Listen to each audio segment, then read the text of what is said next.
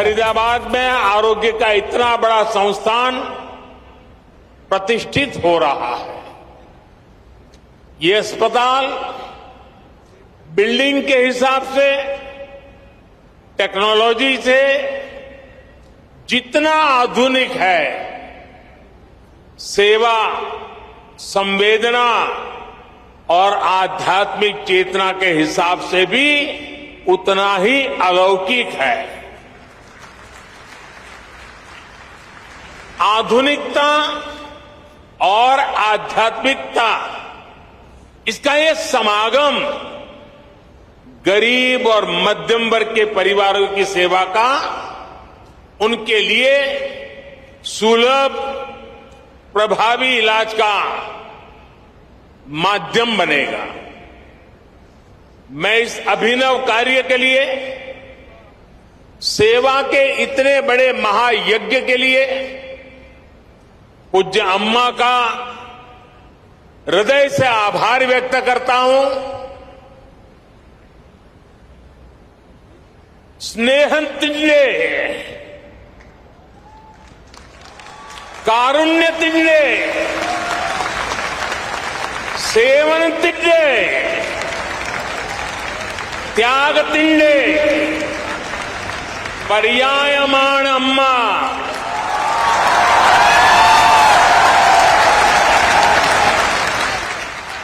माता अमृतानंदमयी देवी भारतंडे महत्ताय आध्यात्मिक परंपरा तिंडे नेरवकाशियाण।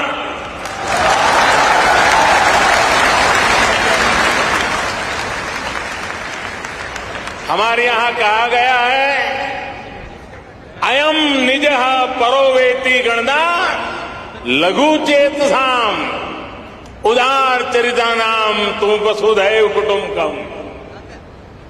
इन महाउपनिषद आशयमण अम्मयुड़े जीविता संदेशम।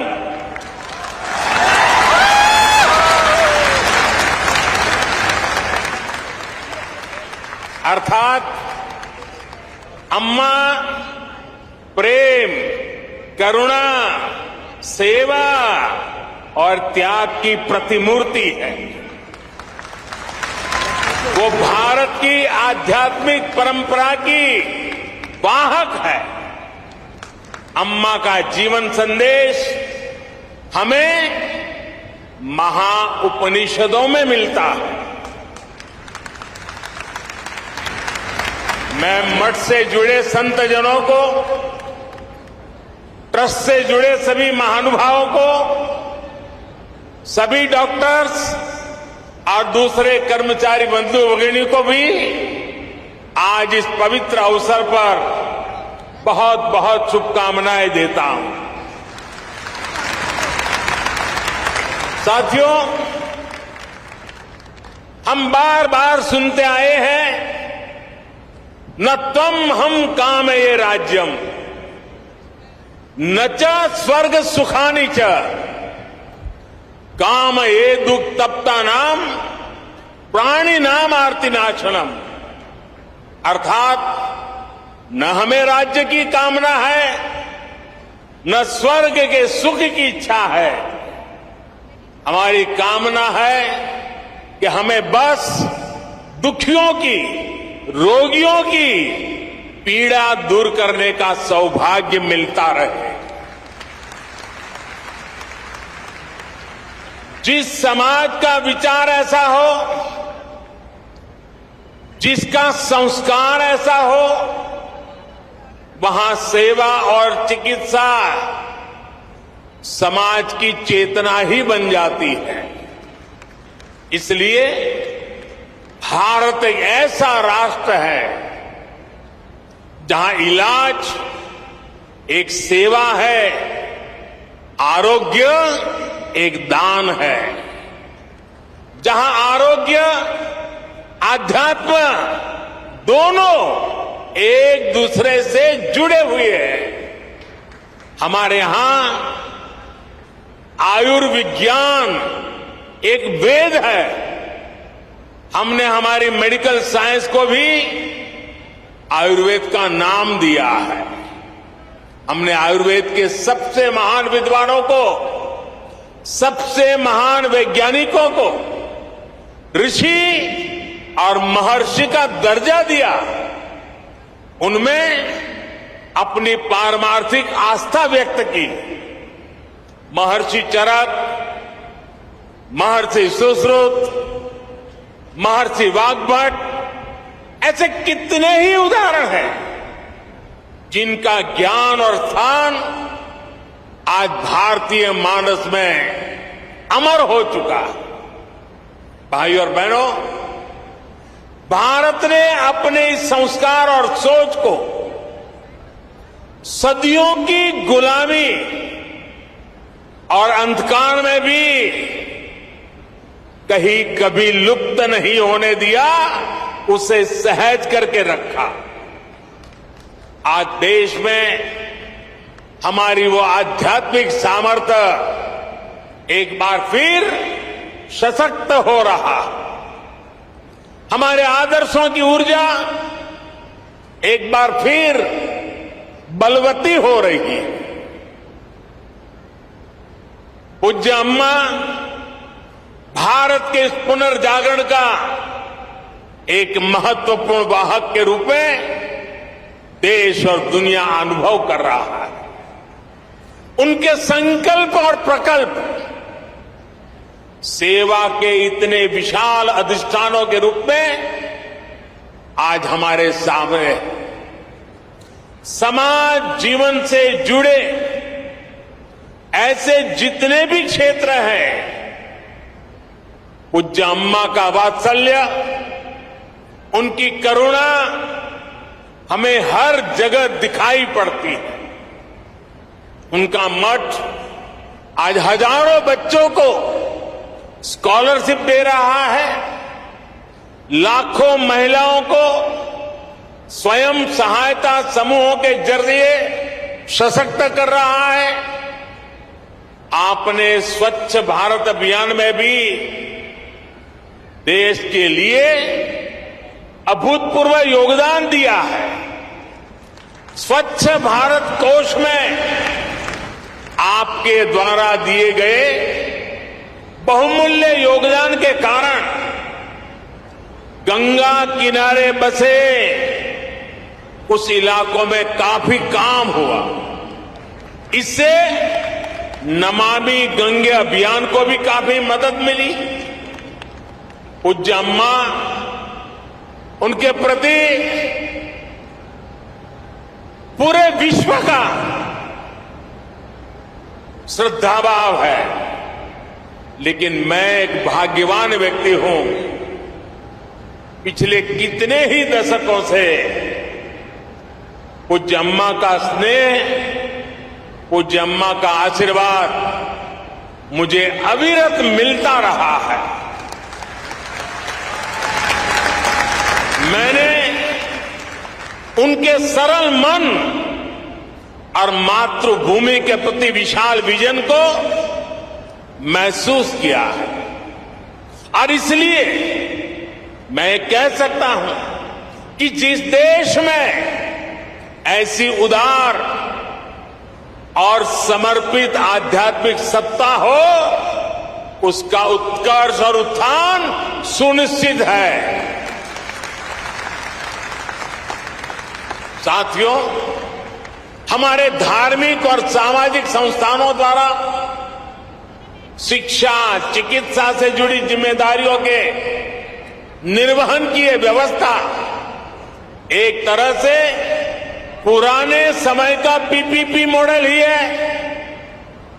इसे पब्लिक प्राइवेट पार्टनरशिप तो कहते ही है, लेकिन मैं इसे परस्पर प्रयास के तौर पर भी देखता हूं। राज्य अपने स्तर से व्यवस्था खड़ी करते थे,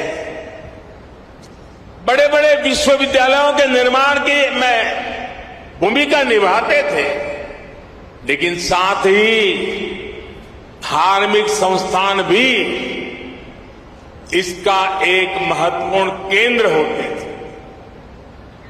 आज देश भी ये कोशिश कर रहा है कि सरकारें पूरी निष्ठा और ईमानदारी से मिशन मोड में देश के स्वास्थ्य और शिक्षा क्षेत्र का कायाकल्प करें। इसके लिए सामाजिक संस्थाओं को भी प्रोत्साहन दिया जा रहा है। प्राइवेट सेक्टर के साथ पार्टनरशिप करके प्रभावी पीपीपी मॉडल तैयार हो रहा है। मैं इस मंच से आह्वान करता हूं, अमृता हॉस्पिटल का ये प्रकल्प देश के दूसरे सभी संस्थाओं के लिए भी एक आदर्श बनेगा, आदर्श बन के उभरेगा। हमारे कई दूसरे धार्मिक संस्थान इस तरह के इंस्टीट्यूट चला भी रहे हैं, कई संकल्पों पर काम कर रहे हैं। हमारे प्राइवेट सेक्टर पीपीपी मॉडल के साथ साथ स्पिरिचुअल प्राइवेट पार्टनरशिप की वो भी आगे बढ़ा सकते हैं। ऐसी संस्थाओं का संसाधन उपलब्ध करवाकर उनकी मदद कर सकते हैं। साथियों, समाज के हर वर्ग, हर संस्था, हर सेक्टर के प्रयास का नतीजा होता है। ये हमने कोरोना के इस काल में भी देखा है। इसमें भी जो स्पिरिचुअल प्राइवेट पार्टनरशिप रही है, आज उसका मैं विशेष रूप से जिक्र करूंगा। आप सभी को ध्यान होगा कि जब भारत ने अपनी वैक्सीन बनाई थी तो कुछ लोगों ने किस तरह का दुष्प्रचार करने की कोशिश की थी। इस दुष्प्रचार की वजह से समाज में कई तरह की अफवाहें फैलने लगी। लेकिन जब समाज के धर्मगुरु, आध्यात्मिक गुरु एक साथ आए, उन्होंने लोगों को अफवाहों पर ध्यान न देने को कहा और उसका तुरंत असर भी हुआ। भारत को उस तरह की वैक्सीन हेसिटेंसी का सामना नहीं करना पड़ा जैसा अन्य देशों को देखने को मिला। आज सबका प्रयास की यही भावना है जिसकी वजह से भारत दुनिया का सबसे बड़ा वैक्सीनेशन कार्यक्रम सफलतापूर्वक चला पाया। साथियों, इस बार लाल किले से मैंने अमृत काल के पंच प्राणों का एक विजन देश के सामने रखा है। इन पंच प्राणों में से एक है गुलामी की मानसिकता का संपूर्ण त्याग। इसकी इस समय देश में खूब चर्चा भी हो रही है। इस मानसिकता का जब हम त्याग करते हैं तो हमारे कार्यों की दिशा भी बदल जाती है। यही बदलाव आज देश के हेल्थ केयर सिस्टम में भी दिखाई दे रहा है। अब हम अपने पारंपरिक ज्ञान और अनुभवों पर भी भरोसा कर रहे हैं, उनका लाभ विश्व तक पहुंचा रहे हैं। हमारा आयुर्वेद, हमारा योग आज एक विश्वसनीय चिकित्सा पद्धति बन चुका है। भारत के इस प्रस्ताव पर अगले वर्ष पूरा विश्व इंटरनेशनल मिलेट ईयर मनाने जा रहा है। मोटा धान, मेरी अपेक्षा रहेगी कि आप सभी इस अभियान को भी इसी तरह आगे बढ़ाते रहें, अपनी ऊर्जा देते रहें। साथियों, स्वास्थ्य से जुड़ी सेवाओं का दायरा केवल अस्पतालों, दवाओं और इलाज तक ही सीमित नहीं होता है। सेवा से जुड़े ऐसे कई कार्य होते हैं जो स्वस्थ समाज की आधारशिला रखते हैं। उदाहरण के लिए, स्वच्छ और शुद्ध पानी तक सामान्य से सामान्य नागरिक की पहुंच, ये भी ऐसा ही महत्वपूर्ण विषय है। हमारे देश में कितनी ही बीमारियां केवल प्रदूषित पानी से ही पैदा होती रही है। इसलिए देश ने 3 साल पहले जल जीवन मिशन जैसे देशव्यापी अभियान की शुरुआत की थी। इन 3 वर्षों में देश के 7 करोड़ नए ग्रामीण परिवारों को पाइप से पानी पहुंचाया जा चुका है। विशेष रूप से इस अभियान में हरियाणा सरकार ने भी प्रभावी कार्य किया है। मैं उसका भी विशेष रूप से जिक्र करना चाहता हूं। हरियाणा आज देश के उन अग्रणी राज्यों में है जहां घर घर पाइप से पानी की सुविधा से जुड़ चुका है। इसी तरह बेटी बचाओ बेटी पढ़ाओ में भी हरियाणा के लोगों ने बेहतरीन काम किया। फिटनेस और खेल ये विषय तो हरियाणा की रगों में है, उसका हरियाणा की मिट्टी में है, यहां के संस्कारों में है। और तभी तो यहां के युवा खेल के मैदान में तिरंगे की शान बढ़ा रहे हैं। इसी गति से हमें देश के दूसरे राज्यों में भी कम समय में बड़े परिणाम हासिल कर रहे हैं। हमारे सामाजिक संगठन इसमें बहुत बड़ा योगदान दे सकते हैं। साथियों, सही विकास होता ही वो है जो सब तक पहुंचे, जिससे सबको लाभ हो। गंभीर बीमारी के इलाज को सबके लिए सुलभ कराने की ये भावना अमृता अस्पताल की भी है। मुझे विश्वास है कि सेवा भाव का आपका ये अमृत संकल्प हरियाणा के, दिल्ली एनसीआर के लाखों परिवारों को आयुष्मान बनाएगा। एक बार फिर पूज्य अम्मा के श्री चरणों में प्रणाम करते हुए, आप सबका हृदय से अभिनंदन करते हुए अनेक अनेक शुभकामनाएं। बहुत बहुत धन्यवाद। क्या मजबूरी है मेरी, बताइए।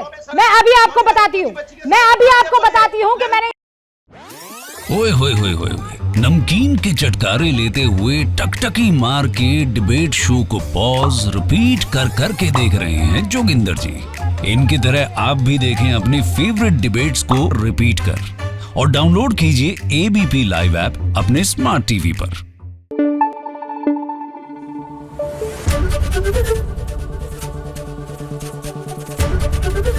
एबीपी न्यूज आपको रखे आगे।